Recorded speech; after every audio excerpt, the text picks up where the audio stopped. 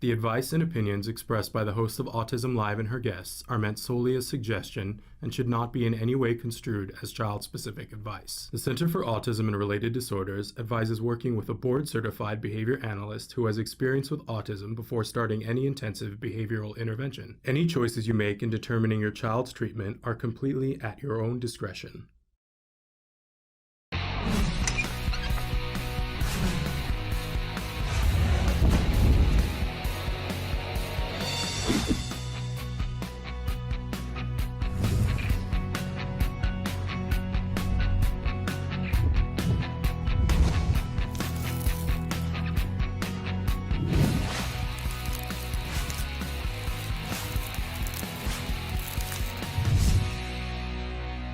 So first question, what's your opinion on self-disclosure in a work environment? That's a real loaded question. I just talked to a guy who had a very successful job. I think I'll leave out what the job is. Very successful, somewhat technical job.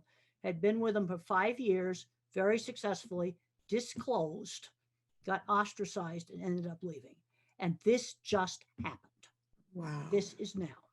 That's disheartening. And I recommended this guy because that did not disclose. Actually, in my own career, I never disclosed. I would tell them, no, never did. If they know about the movie, fine. If they don't, and no, I never disclosed. And when I started out in the early 70s, being a woman was a much bigger barrier than autism ever was in the cattle industry in the 70s. And I would just say things like, I'm terrible at multitasking. Okay, that's disclosing something. That's something very specific. Or I need a pilot's checklist to know how to operate this machine. That kind of stuff I would disclose. And I said, I've got to make myself a pilot's checklist of the steps because I've got rotten working memory. That kind of stuff I'll disclose. Very sad case, very competent guy, really mild end of the autism spectrum. And he lost his job. And this was right now. Wow. Within the last month, I talked. That is so disappointing. But it's so very, basically very disappointing. So what can I say to this guy? Yeah. And he's one where he doesn't need to disclose. Right. You see, now you got more, ones that have to, but even in my own stuff, I mean, I'm sitting on an airplane with somebody I don't disclose. Yeah. If they know about the movie, fine, I talk about it. Right. But even so before the movie, so when you went to work at your college, you didn't disclose to them, you didn't tell them? Well, the college knew. Okay. But they knew. But you take my regular clients, I mean, the way I did an interview is I just sold the work. There's that scene in the movie with the drawings on the desk. An interview for me, in the first minute, I had the drawings out. Laying on the desk, pictures of jobs, my brochure, and I've got some of my drawings right here. What I learned to do is to just sell the work. There's some of my drawings. And I would just put those on the desk. And I had some trade magazine articles, things like that. Just lay the work out. Yeah. That's well, you've always been a big fan of having a portfolio and now having a virtual. In other words, you sell your work. But unfortunately, there's been some really bad cases of discrimination. Military don't disclose. Okay. And there's a lot of people in the military that I know are on the spectrum. I have talked to them. They've come to autism conferences. Well, then let me ask you this, because my son is getting ready. He's doing his college applications starting right now. Do you recommend that students disclose as they're applying to higher education? Kind of depends upon what kind of accommodations they need. But 5 years ago, we had another case where a guy was going to get his pilot's license and he made the mistake of disclosing to the FFA physician for his physical, and he did not get a pilot's license. Yeah. And I don't, that's wrong, but I'm just telling you stuff that's happened where people have reported right to me. That was 5 years ago. Wow. And if you're on the mile, for me, I learned what kind of things I need to do my job successfully. Like when I'm doing a team writing, we're doing some animal welfare guidelines. I just say to them, I like homework. I'll do this part of the document, this format, get it done on this date. In other words, well define what my bit is, and then do my bit, and don't criticize the others. Though I have been known to correct technical errors and not use any word changes, things. And there were technical errors. There are some things, animal welfare guidelines, where it's a matter of opinion, but these were just technical errors. It was just wrong. So I just corrected. I'll bet And it you're a went through. dream to work with. That's what I'll I bet did.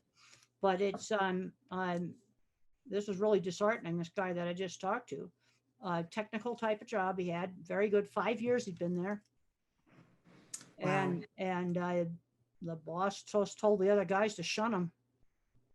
Wow. And this just happened, and Get him a lawyer.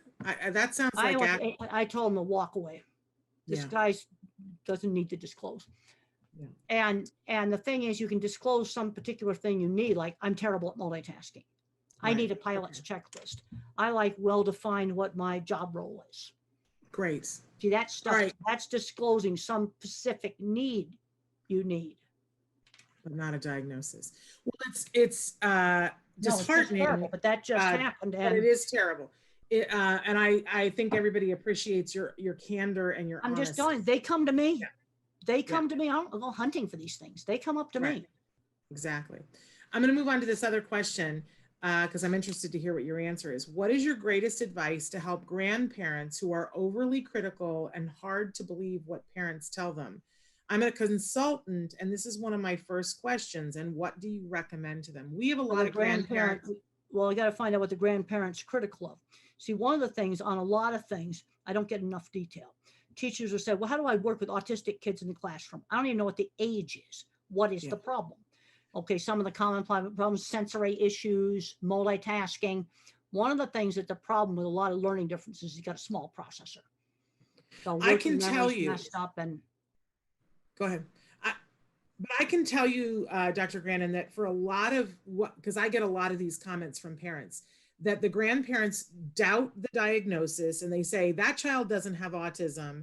You just need to parent them better. They need to have their butt paddled when they do something wrong. And they feel like there aren't enough consequences that are negative for the kid. Thing is, ABA. For me, there were very clear rules. Tantrums at school were no TV for one night. That was very clear. Then another one that I talked to was a guy, computer programmer, making a ton of money, doing a little bit of fraud stuff with money. And is autism an excuse for that? No, it's not. I was brought up with very strict, like you don't cheat at games. That was taught to me at a very young age. I didn't see grown-ups behaving bad on TV. I didn't see grown-ups sitting around the tax forms laughing about cheating and stuff. I was never, ever exposed to that. Mm-hmm. But since it's rule-based, you get someone he was going to play the autism card that he could get out of some serious financial fraud he'd done because he's autistic. No. So for parents, for grandparents who, let's say that the child is diagnosed and the grandparent says, I just don't think they have autism. All right, first of all, I want to find out, I want to be more specific. What behavior do the grandparents object to? Let's get more specific. What is the behavior? And then how can we deal with the behavior? Well, I can think of one instance recently where Okay. I consulted with a family, and the little boy who was like 6 or 7 years old, he just wasn't very compliant. So so for instance, grandma would say to him, he would say to grandma, I'm going to have a snack right now. And grandma would say, no, it's not time for a snack. And the child would say, I'm going to go make the snack. And he would start to go make what the grandmother needs to say, first of all, I want to get rid of saying no. What you want to say, instead of saying no, we have our snacks at 3 o'clock. Give the instruction instead of saying no. There you go. So that's the old fashioned 50s parenting. That's what I had. So don't even get into the conversation about autism, and trying to prove deal with the behavior. And you're going to just say, our family has our snacks at 3 o'clock. Give the instruction. That's what we do in our family. We'll have a snack in the mid-afternoon or a snack in the mid-morning, whatever it is, but get it on a schedule and you just give the instruction. So let's just look at the behavior they're dealing with. Now, you sometimes will have kids where they'll have a meltdown due to sensory sensitivity. Mm-hmm. And then one of the ways to handle that is the noisy thing the kid hates. It could be I saw a kid just the other day, a little electric battery operated leaf blower. That'd be something a lot of kids with autism would hate. There's a little battery operated one, so it would have been safe for them to use. And you let them turn it on and off, or the vacuum cleaner, or the hair dryer, whatever the noisy thing is. Let the kid control it. I like that. And I looked at this little leaf blower, and I'm going, oh, we're going to let it. It was battery operated, so it was safe. Yeah. And the kid can turn it on and off and control it. So they can take as much as they want to take, and Well, then that's turn it right. off. That's really important, and that can sometimes help with, specific noisy things. There was one boy that was terrified of the scoreboard buzzer in the gym, and they took him down to the gym and they let him press the button, and he started making tunes on it. Oh, Now that's lovely. something you see, but the thing is, I want to find out what behavior Granny doesn't like, and then try to deal with it. Yeah. Well, I think that's wonderful. Okay, so I'm going to move on to this next question. Autism and ADHD. I find it incredibly difficult to address the autism in a child when the ADHD makes focusing so very difficult for them to respond to behavior therapies. Any suggestions? All right. Well, first of all, ADHD and autism on the social front overlap 30%, both in genetics and in brain scans, especially one on social stuff. Okay, so let's just look at the task. You see, I have to get very specific so I can visualize. All right, what is it? What are they trying to teach you? What are they trying to teach you? How old is the kid? And I don't know for this particular I got to have kid, more but information. Yeah, so but let's I can visualize something we could do. So let's say that it's a 7-year-old, because a lot of parents are having a problem right now with the distance learning because of the ADHD sort of behaviors, where some of these kids are going to have some breaks. They're just going to. And maybe if the class is synchronous, maybe you're going to have to record it yourself. They're going to have some breaks. The other thing is, a lot of these kids aren't getting enough exercise. Mother used to say, go outside and run the energy out of you. And they've got to get more exercise, and some of them are going to need breaks. That's what you got to do. And I love that. We've been talking a lot about, you've said before that you need a burst of activity, and that helps you to regulate yourselves. And I've been saying that over and over and over again, because I've noticed that with all of us with COVID, we had to buy a treadmill in our house.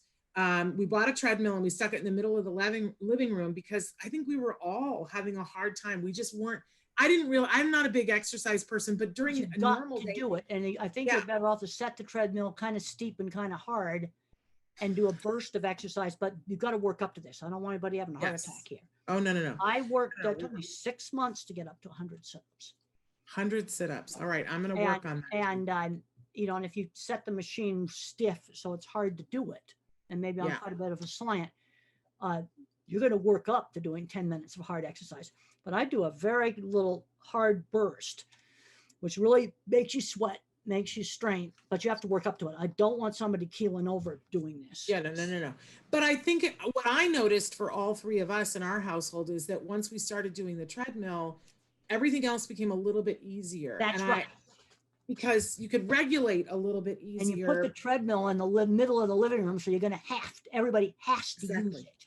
And we watch, sometimes TV is on while we're doing That's it. fine. So that, but yes, that's what we have done. And I know other families that have said, okay, we're not having a lawn, we're putting a trampoline in, but everybody has to find something that they can do physical. And I think it's just so important, as you said, for our kiddos that are spending so much screen time now. Well, they've got to get exercise, and the treadmill is a machine that everybody can use.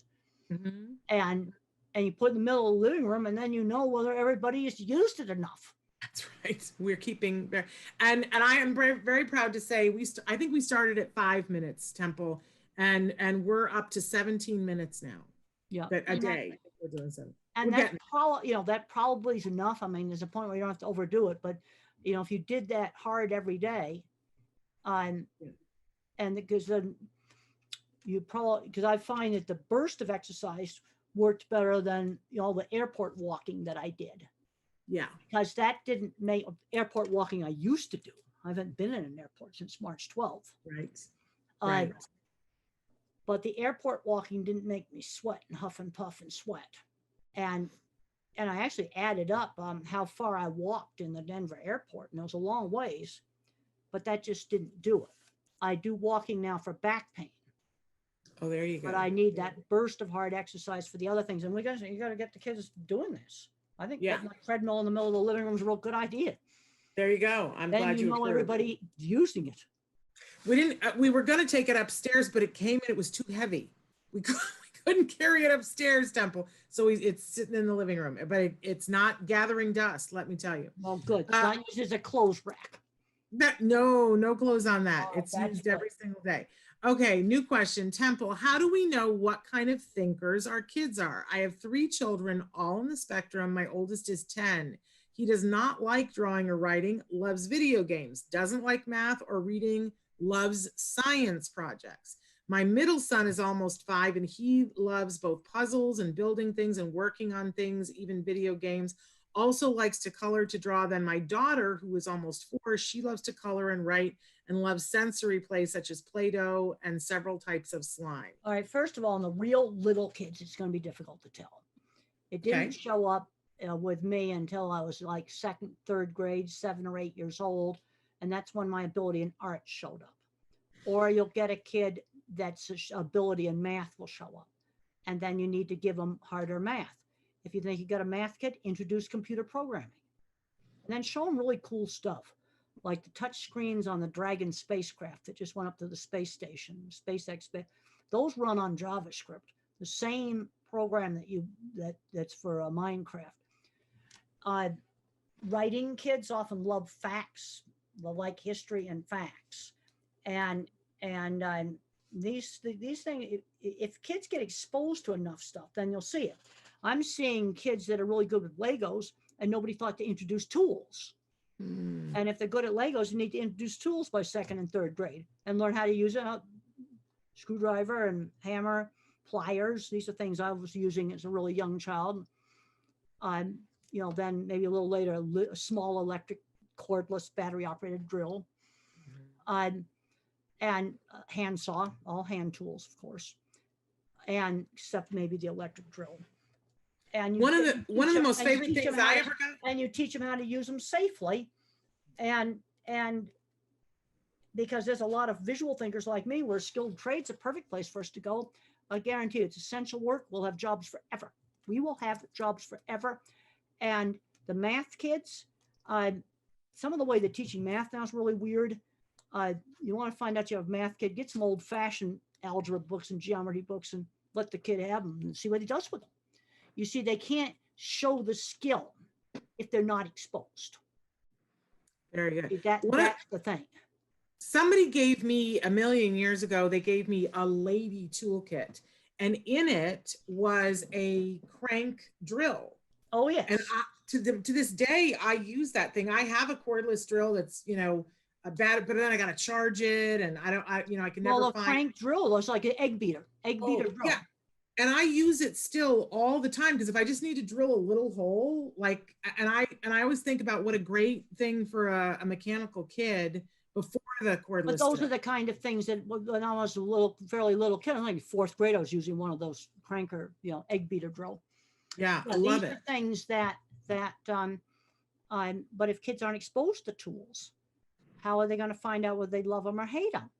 Yeah. And if you don't expose a kid to art stuff, and then you've got, or math kids, usually they just take right off of the math. But some of this math, the way they're teaching it, I looked it up online. I looked up 1st, 2nd, and 3rd grade Common Core math. I'm going, you got to be joking. Let's just get some old fashioned math. Then go up in the attic and find the old geometry books and the old algebra books. And if you've got a math kid, they'll take off. He'll either be an algebra kid or a geometry kid. And I am definitely was not the math kid. Algebra, I never passed an algebra class. I managed to get out of it. But what you need for a skilled trade is the old fashioned, I'm going to say old fashioned up through 6th grade math is what you need for a skilled trade.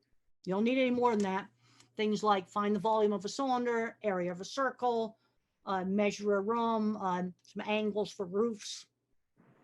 Yeah, that sounds like the 7th ring of hell to me because I'm definitely not a math kid. But you've always been a big fan of, because you turned me on to it, Khan Academy. Khan Academy is all kinds of great stuff. Khan Academy, then for programming, code.org. Then if you want to turn on the kids that love patterns, You can look up fractals online, and you go on to Google Images and look up protein symmetry. Protein symmetry. You will find patterns that are inside your body that look like cathedral windows.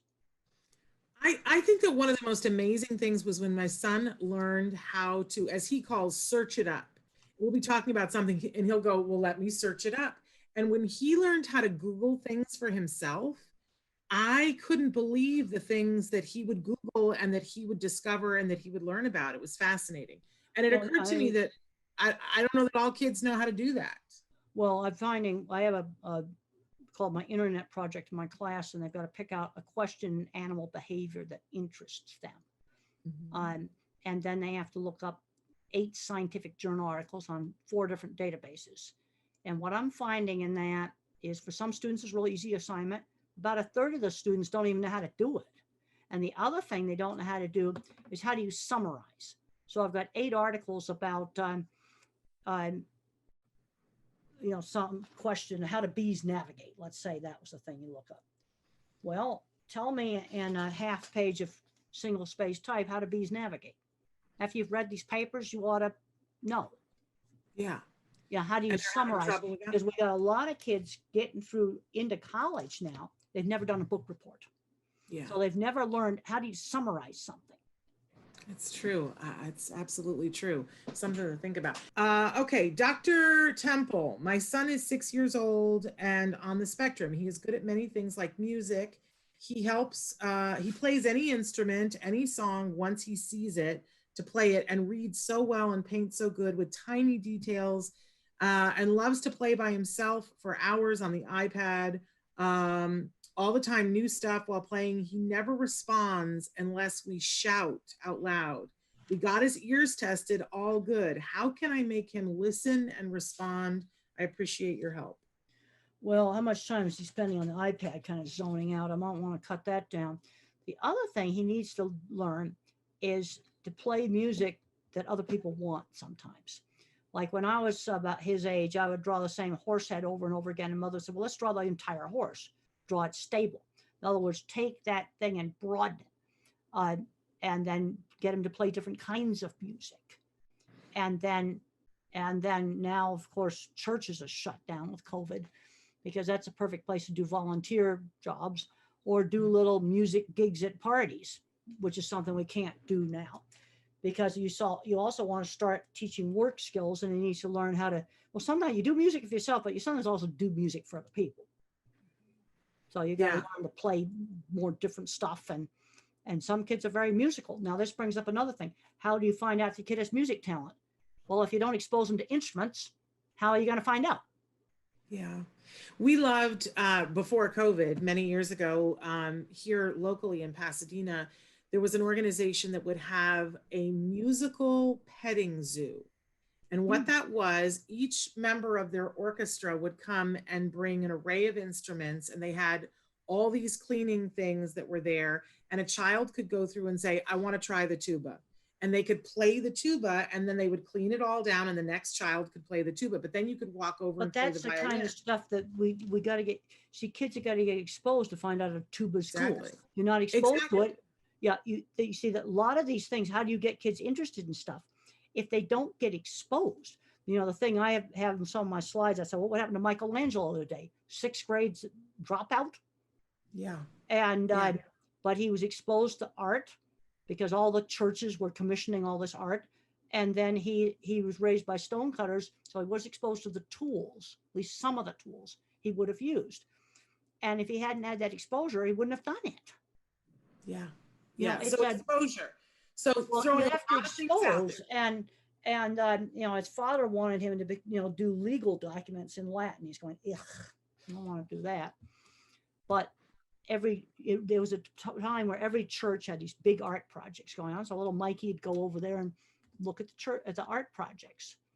And if they hadn't been doing those art projects, he wouldn't have been exposed.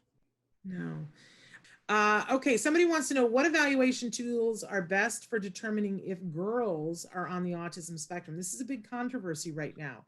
The people are saying that the criteria for diagnosing often will leave girls out of getting a Well, diagnosis. girls are kind of, one thing is girls' brains aren't as lateralized as males. In other words, the corpus callosum is bigger. And one thing is known in stroke research that they can recover from strokes more easily because the two halves of the brain have got a bigger communication. But where girls really get in trouble is abusive relationships. They so much want to, be social. They get in a lot of problems with that. Now, when I was a little kid, I was nonverbal, so that's obvious. Okay, because I was nonverbal to age 4. I had obvious autistic symptoms, but you've got other girls where there'd be the type that has no speech delay, socially awkward. And the other thing that's concerning me now is I think we're getting too much medical model. How do we help someone be successful? Because I got all these grandparents that come up to me who find out they have autism when the kids get diagnosed. I'm seeing this happen all the time. And granddaddy's got a good job. Part of it is, I think, social rules are taught much more structured in my generation. Also, work skills. That grandparent had a job at age 11, delivering papers, or, we need to be teaching the work skills. And one of the great things was like church volunteer jobs. You got to learn how to do a task outside the family on a schedule. That's something you've got to learn how to do. And the kids is good with the music. He needs to learn how to do requests.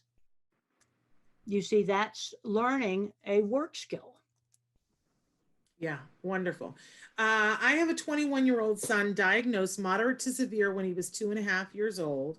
All the perseverative behaviors, circles, talking to himself. We did detox, chelation, play therapy, ABA. He mainstreamed fully in 6th grade, graduated high school with a 3.9, including honors classes, now a junior in college, enjoying getting to be totally online this semester because he really wants friends, that social connection. But even with getting into the top jazz choir, because he has perfect pitch, rushing and being offered 3 fraternities, choose one, and even accepted into a music fraternity, still couldn't make any connections. He is totally enjoying his junior year remotely living at home. His autism services director said that this is difficult because most kids on the spectrum are happy alone. Well, it sounds like he's doing pretty good. So what's his problem? The problem is that he wants to connect, that he's having troubles connecting, and they want to know if you have any thoughts. And what do you mean by connecting?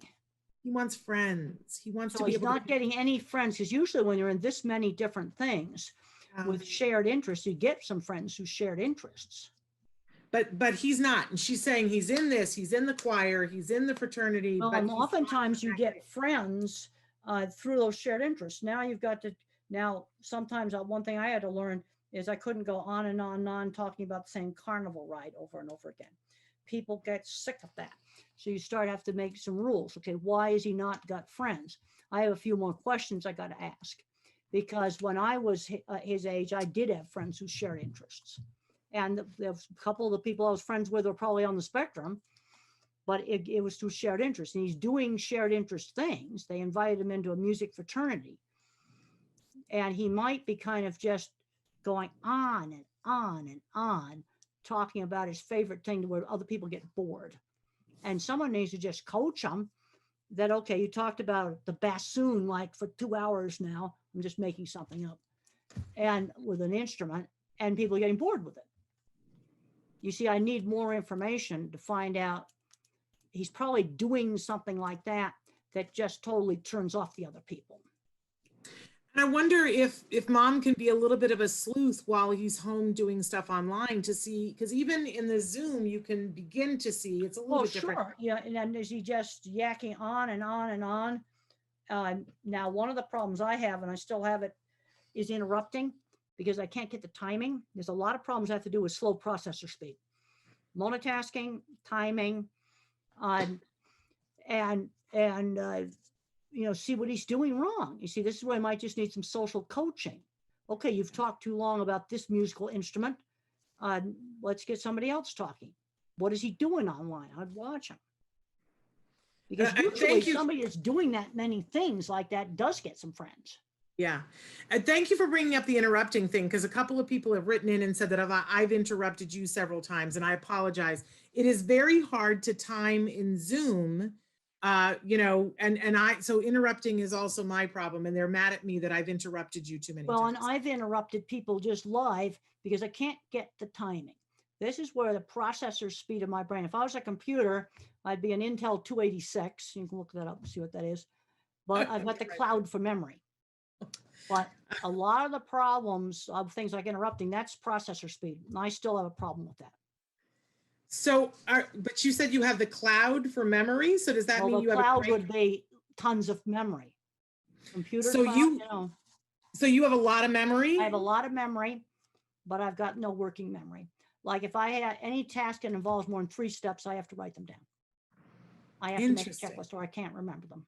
I cannot remember long strings of verbal steps. So what are the things that you have that you just remember everything from your childhood? What you Oh, say you have not a lot. everything. I mean, it's like I don't remember every hotel I've been in. I only remember really weird, really terrible. And I remember generic Hilton Garden Inn, sort of what they look like, because they're all the same. Generic Fairfield Inn. I know my I love hotel that. brands. And then I remember this really awful hotel I stayed in that was so trendy, it was stupid. The lobby looked like a construction site. There's snap tie holes showing where they're taking the forms off. I'm going, oh, that's not cool. But the worst thing was the breakfast. They served it in pint ice cream containers. And then they just dumped the slimy poached egg on the top. That's horrible. It was horrible. That's horrible. It was trying to be really trendy. And I go, really? Young people are really going to want to eat breakfast out of ice cream containers? I don't know about that. Oh, Temple, I think you have a career as a travelogue reporter, because I would enjoy. We are never staying here ever again. So Temple, everybody's talking about this book. It's something that's very timely, especially for those of us who have kids that are teenagers or about to be teenagers. Tell our viewers what the new book is. Well, Deborah Moore, a psychologist out in California, came to me with the idea of doing this book. And one of the big things we wanted to talk about is the problem of certain kids on the autism spectrum getting addicted to video games. And I'm seeing some very bad outcomes. You know, like he's 23 years old, he's in the basement playing video games, and he doesn't do anything else. And Deborah Moore put together a great chapter in the Loving Push on video games. We also have some very nice first-person profiles of people on the spectrum being successful in jobs, which is a really good positive thing. I can't emphasize enough the importance of kids getting jobs when they're in high school, even volunteer jobs at the church or anything. They've got to learn that discipline and responsibility of having a job. You've got to be there on time. You've got to be reliable. When I was 15 years old, I was cleaning horse stalls, and when I was 13 years old, my mother got me a sewing job. I'm seeing too many smart kids on the spectrum that are not learning how to work. Yeah, and I love the idea, Temple. You talk about this a lot, about how we can't just expect them to be ready for a job suddenly, miraculously, when they turn 18, that there's a whole process that we have to do to help them to be ready, and that we used to do this all the time, that I had to do odd jobs around the neighborhood well before I was at an age where I was eligible for a job. And you did as well, right? Well, when I was 13, Mother got me a little sewing job, and when I was even younger, I'd washed a few cars. It's important to have a slow transition from the world of school to the world of work. I'm seeing too often where a child on the spectrum graduates from college, and he has never had a job, of any kind of a job. And so if you have a kid in high school, I want to get him out working. He can be in the informal economy when he's young. As soon as he's 14, 16, I want to get a real job just to learn work skills. If you have individuals in college right now, they need to be doing career-relevant summer internships. I worked at a research lab. It was an unpaid internship where I did work on experiments on rats, actually, and mice. And I had to rent a house with another lady, and it was just set up in the neighborhood. They've got to learn working skills, and that ought to happen before they graduate from school. Yeah. Well, I love the idea of internships. And you and I had an opportunity to talk a couple of weeks ago about summer camp situations, because I was sharing with you that I'm having a really hard time finding a summer camp that I think is advantageous for my son who's really into tech things. And you had some great ideas about making it happen in the neighborhood, and I wondered if you'd share some of that with our viewers. Well, let's just look at things. You know, we have a huge shortage in this country right now of car mechanics and diesel mechanics. Well, maybe some retired mechanic needs to set up a small engine repair class to just do with middle school kids so they can find out engines are cool. You know, a lot of schools have taken out hands-on classes. Now, in Texas, I know that some of the places they're putting that back in again. But how are students going to find out what they want to do for a career if they're not exposed? I get asked all the time, how did I get interested in the cattle industry? Because I was exposed to cattle when I was 15. That's how I got interested in them. Yeah, and so I love this idea of that if we can't find the camp, you were suggesting me make it happen myself. You really lit a fire in me and inspired me. And I think what a great idea. For families though, and you talk about this, the loving push. This is not about being mean, but about being loving and caring. This is what we do to raise our kids. What do you suggest if a parent is sitting there this summer and they've got a 15-year-old, they're not quite sure how to go about getting their kid an odd job or getting something happening in the neighborhood? What do you suggest? Well, Mother just found a sewing job. She just saw a sign on a lady's house that said, you know, freelance seamstress, and she just went in and offered up my skills. She knew I was good at hand sewing. It was just done in the neighborhood. The internship at the research lab was just done in the neighborhood. It's set up to the people that were there in the school and with my mother. We're here at the show. We're really loving. There's a new show on the Oprah Winfrey Network that's called For Pete's Sake, and it's Holly Robinson Peete and her family.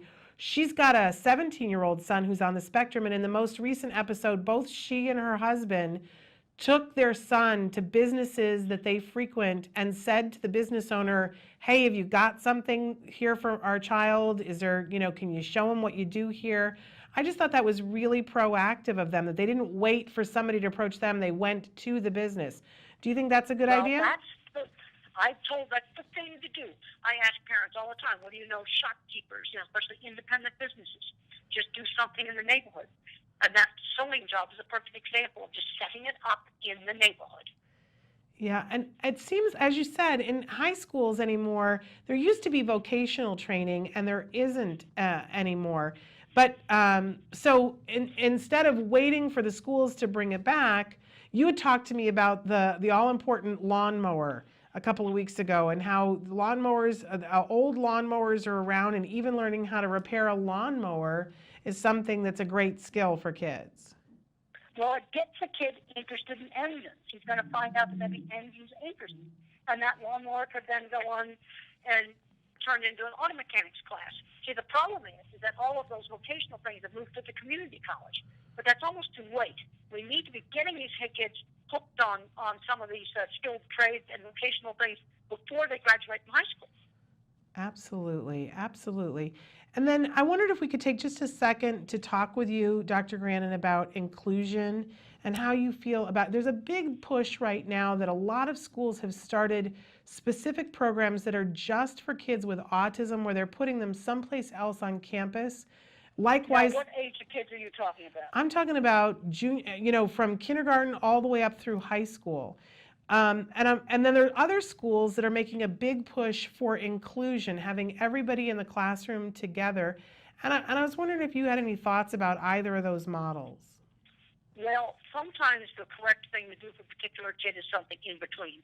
But I'll tell you something I don't want to see. I walk into a brand new autism school, and you got 4 or 5 very severely handicapped kids in a room, and then they're sitting amongst them as a 12-year-old that should definitely not be there, fully verbal, just messing around on a computer. He should be in a gifted class. That's what I don't want to see. See, autism is turned into such a broad spectrum that I'm seeing too many of the Asperger type of kids held behind when they ought to be working for NASA. I've talked to a lot of people at NASA. I know there's people there that are sort of mildly on the spectrum. So one kind of geeky kid gets to go work for NASA or Google, and another geeky kid's playing video games in the basement on Social Security, and they're the same geeky kid. Yeah. See, I don't get hung up on the labels. I'm seeing the people. I see them as I talk about it. Yeah, I gotta say, I think that you got such an insight in this area, Dr. Grandin, and I would love to, see some of these programs spring up that can fill this gap in a way that's really affordable for families. I think that an industrious parent knows how to get this started, but there are a lot of parents that probably need some help getting these things started. And if well, they just sort of, the other thing I've found is I've worked for 20 years in the construction industry. I would design a project, then I'd supervise its construction. And one thing I learned is how do you get things done? Like if you ran out of parts, we got on the phone and called. Now today you get on the internet and search, they have found the parts. There's an urgency. How do you get it done? Yeah. It's the problem solving that I think is missing. We talk about teaching critical thinking in high schools and junior highs, but if it's not practical and hands-on, I don't know that the lesson really gets taught. Well, hands-on things. I remember in sewing, and I loved sewing when I was in elementary school, and I cut some fabric wrong in a wrecked project. And I learned from that you don't rush. Some other time you might make a mistake, and then you just have to figure out some other way to do it. When I made bird kites that I flew behind my trike when I was really little, I experimented with these bird kites. Hands-on things teach practical problem solving. And I think a lot of people today don't know how to do practical problem solving because they haven't done any hands-on things. Yeah, no, it's true. And a lot of times, I love that the book talks about how we're going to have to push our kids, because I think a lot of people, myself included, I have coddled my kid. You pointed that out to me this fall. We went to lunch together, and I was not letting my son use the restroom by himself, and you went up one side of me and down the other, and he's very grateful to you, Dr. Grandin. And you know what? He just got right up and he used it. He did, and whenever I'm being too much of a smother now, he threatens to call you, because he knows that you're on his side, and that's good. I think parents need that. And I knew that at that barbecue restaurant, that restaurant was going to be perfectly safe. Yes, and he had such a good time with you that day, I have to say. Now, I wonder, as we're getting ready to be in April, Autism Awareness Month, and a lot of people are going to be talking about autism, and already this week there's been a lot in the news talking about autism, and there's a discussion about what the discussion should be. And I'd like to hear from you, Dr. Grandin, about what do you think the discussion about autism should be right now? Well, I'm very concerned about how broad the spectrum is. And I don't want to see a smart, geeky kid who maybe should work for Google going down the wrong track. You see, the problem is when you just think about it in language, you get locked into the label. See, one advantage of being a visual thinker is I see a geeky kid at a gifted conference, then I go over to an autism conference, they're the same geeky kid. And then I go to a tech company and I see 10 years older, it's the same kind of geeky kid. I want to see them get into those good jobs. And then you've got another end of the spectrum where they're very severely handicapped. They're not going to work for Google. You see, this is the problem we've got with the autism diagnosis. It's so broad. Yeah. Going from someone who remains with very severe handicaps to somebody that ought to be in a gifted program, but they're socially awkward. This is one of the things that's a real problem. Now, when it comes to early intervention, that's one place where that's really improved. You've got 3-year-olds that are not talking. You've got to start working on that kid and working on him right now. Yeah, I so agree with you about the huge wide spectrum. And I promised you that we weren't going to keep you very long. So I want to thank you for being with us. We're going to close out of the recording, but then I'm going to ask you to stay on the line with me for just one quick second when we're done. But thank you so much. And just a last question for you, Dr. Grandin. Do you do anything particular in the month of April to commemorate Autism Awareness Month? I've got a ton of speaking engagements. Well, and that is such a great service to our community. You always enlighten us. You always lift us up. And we thank you so much for your time. Well, thank you very much for having me.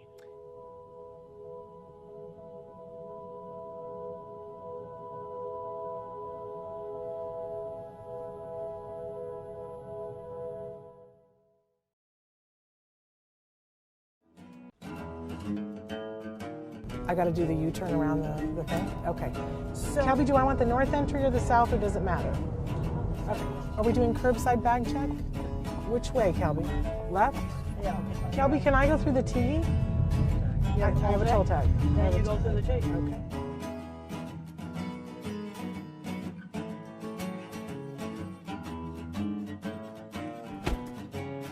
What do you do that, like, you could just spend 2 hours doing and have it suck all your time? Oh, I like to look up interesting research articles on animal behavior. Found a really interesting European papers on how wolves are different than dogs that I read last week that were very, very interesting. Very cool. Because I've always talked about a brain can be more social emotional or a brain can be more cognitive. Yeah. And the wolf turns out to be more cognitive, and we've bred the dog to be more social emotional. How fascinating is that? Very, very interesting. The wolves were very good at watching another wolf solve a problem. We were talking a little bit about television before, and I cannot believe that what you said to me, what you like to watch on television. Star Trek. I was a Star Trek fan when I was a teenager. I liked the Star Trek Next Generation. I was watching that when I was working on my PhD in the 80s. And so Total Star Trek fan. what's your favorite series, and what's your favorite character, and what's your favorite Mr. episode? Spock was my favorite character. Love it. And what's favorite episode? This guy is Let going me to hate see. me. There was a lot of good. My favorite Star Trek movie was the one with the whales. Yes. Yeah, I really mine liked too. that Star Trek movie. And so sad that we lost Leonard Nimoy this year. Yeah. So I didn't know that you like to watch television. Do you like to go to the movies too? Oh yes, I went and saw Gravity. There's certain movies that have to be seen in a theater, like Yeah. Gravity and Avatar. Yes. I wanted to see Inside Out in the theater. I really liked that movie. What did you think of that? I liked it. I think about how the emotions interact.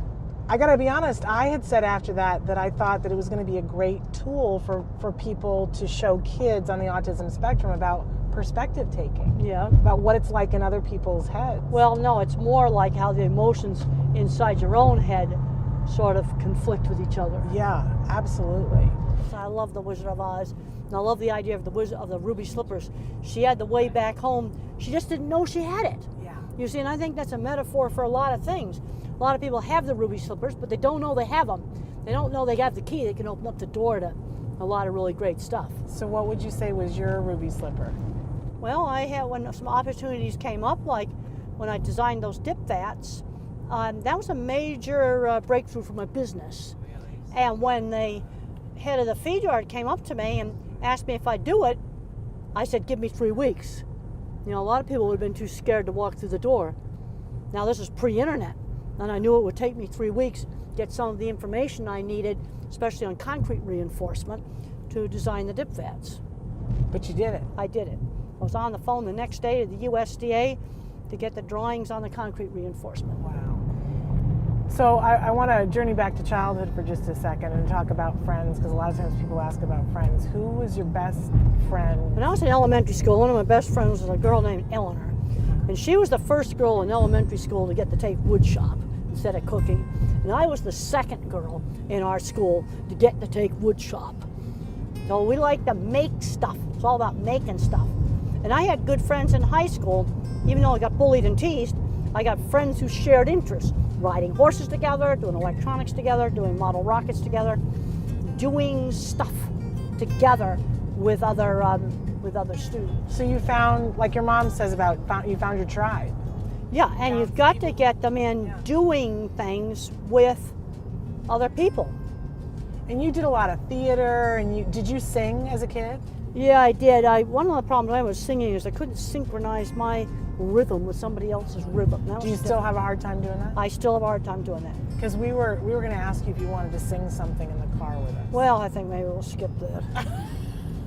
Great question. But the one question people always ask us is they want to know if you've ever been in love. No, never have. And you don't feel like you're missing anything. I've seen so much turmoil in so many marriages that I haven't really seen a situation that would be a good model. And yet you gave me really good marriage advice. Because I'm a good problem solver.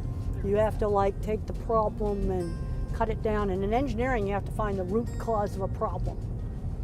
What do you think is your secret to your success as a teacher? Well, presenting things really clearly. Yeah. That's really important. Making things interesting. Yeah. I think it's also important that it's something in a class that student can take home and use. I teach a class in cattle behavior and handling, and I've got a lot of students that are pre-vet that are going to go in the dog and cat. Probably won't be handling any cattle. But I said, you want to design this corral system because it's visual problem solving. You have to figure out how to do it. It's not a cookbook.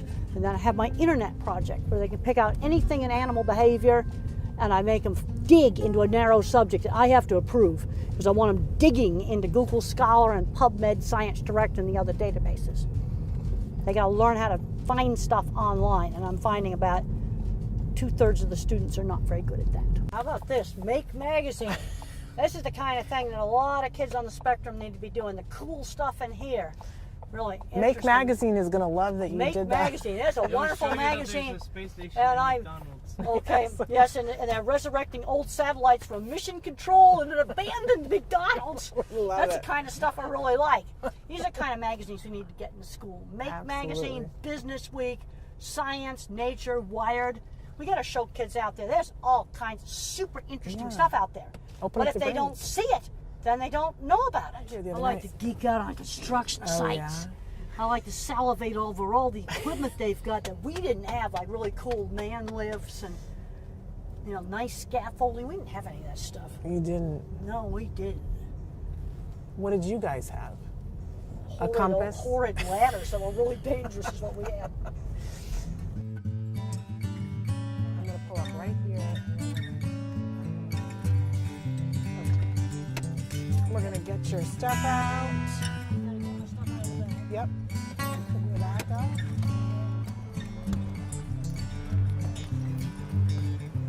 Oh. We have to get the mic back from you too. Oh, you took it off already. You're good. I'm attached to mine.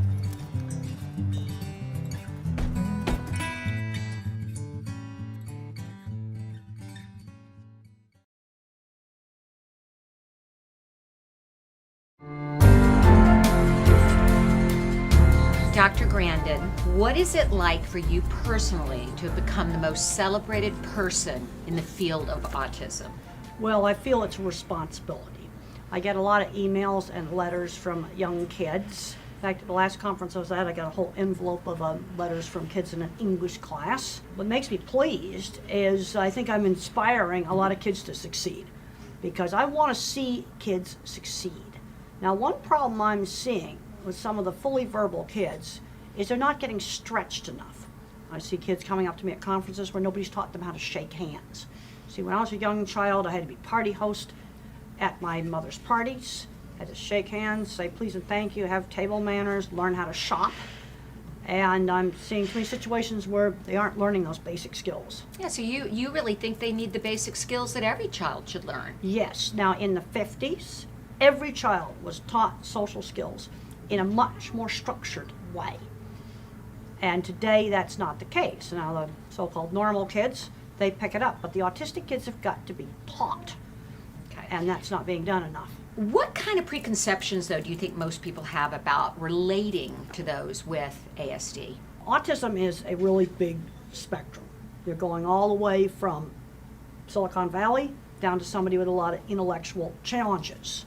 Now, the kinds of services and things a person needs is very different, those two ends of the spectrum.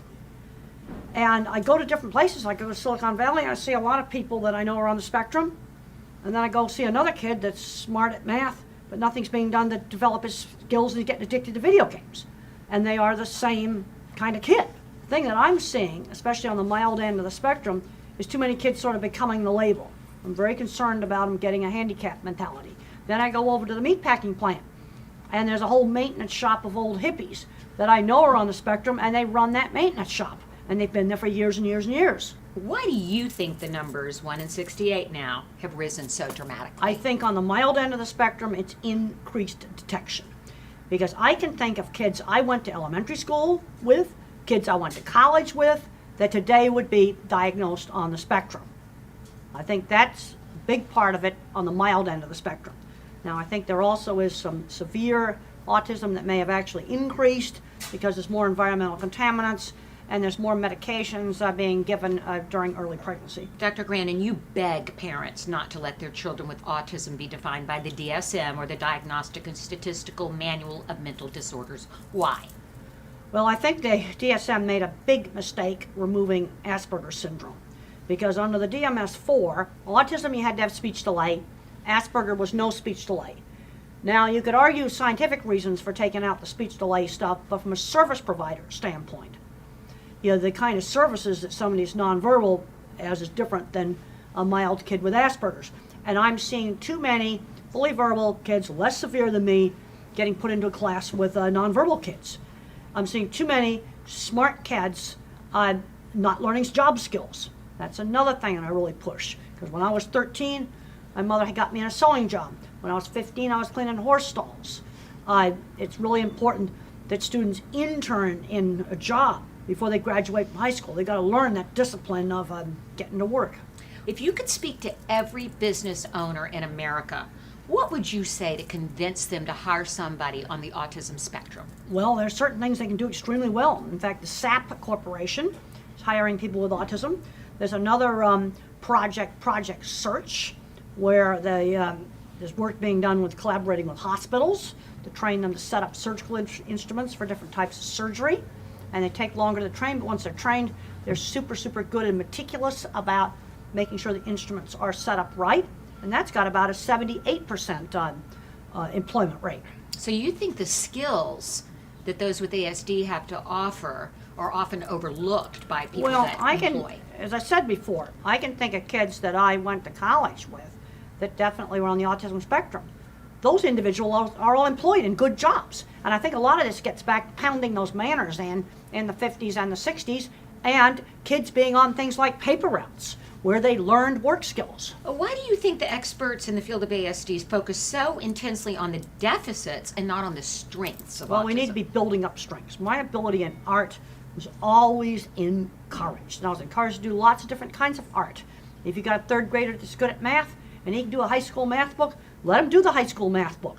Don't hold them back. I want to know why you think that so little attention has been paid to the sensory processing issues. What can we learn from those? Well, I just heard about a brand new study that's been done up at in California, Dr. Wu, and they took children aged 4 through 12 that had speech delay, and they stayed in their regular programs, ABA or whatever the speech therapy the school was doing, and then they got an hour a day of sensory therapy where they did a lot of variety of stimulation, like walk on different kinds of flooring, smell different smells, do different activities in a mirror, big variety, always doing more than one sensory thing at a time. And it was done as a controlled experiment, where half the kids just got the regular treatment and the other half got this added sensory treatment. And they got some really big, significant improvements. And they made the point of using all very inexpensive things that would be in any house. There's so much division in the autism community. How do you think we can all come together and find a common ground? I think that merging Asperger's together with autism has made all of this worse, because you have a segment of very, very severely handicapped kids where they're never going to be able to live independently. That's a very different kind of situation than a mild Asperger's type of kid. You see, you're putting too many apples and oranges together. Every other diagnosis, like dyslexia, learning problems, ADHD, you've got a fully verbal kid. Only in autism, right now, are you getting a range going from, smart computer geek down to somebody who has very, very severe challenges. Now, I think the American Psychiatric Association originally figured the Asperger kids would get into this social communication category. That's not what's happening. Nobody's going into that because there's no funding for it. As the most admired person in this field, and we are literally becoming an autism nation, what do you think the most important thing is for us to be aware of? Well, there's a point where personality variants are just normal variation. I think a brain can be made more cognitive and thinking, or a brain can be made more social. Now, at what point does that become abnormal? There's no black and white dividing line. I'm getting concerned that what we're saying is abnormal is getting bigger and bigger and bigger. Obviously, a child that has severe speech delay, that's an abnormality. But when you take the kids that are just kind of socially awkward, a lot of those kids are really smart. And then you got the person that's a total social butterfly. And let's think back to the caveman days. I don't think the social yak-yaks around the campfire made the first stone spear. Dr. Grandin, thank you for inspiring all of us as parents and children.